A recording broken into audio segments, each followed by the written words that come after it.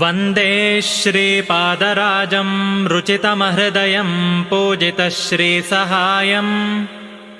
निर्धूताशेषहेयं निभृतशुभचयं भूमिदेवाभिगेयम्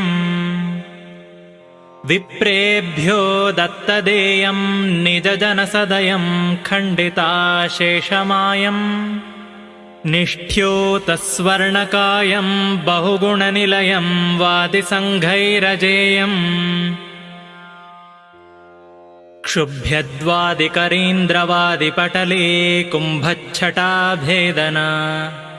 प्रौढप्राभवतर्कसङ्घनिकरः श्रेणीविलासोज्ज्वलः गोपीनाथमहेन्द्रशेखरलसत्पादस्थलावासकृत पायान्मां भवघोरकुञ्जरभयाच्छ्रीपादराट्केसरी बिभ्राणं क्षौमवासः करधृतवलयं हारकेयूरकाञ्ची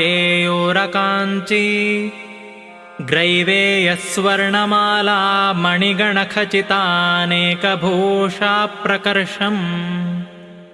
भुञ्जानं षष्टिशाकं हयगजशिबिकानर्घ्यशय्यारथाढ्यं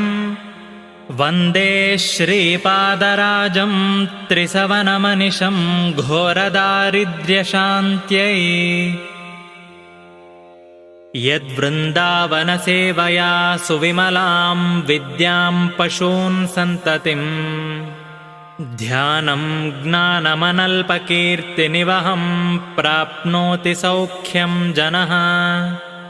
तं वन्दे नरसिंहतीर्थनिलयं श्रीव्यासराट् पूजितम् ध्यायन्तं मनसा नृसिंहचरणं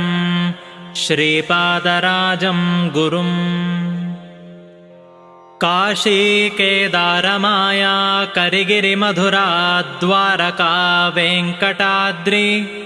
श्रीमुष्णक्षेत्रपूर्वत्रिभुवनविलसत्पुण्यभूमिनिवासः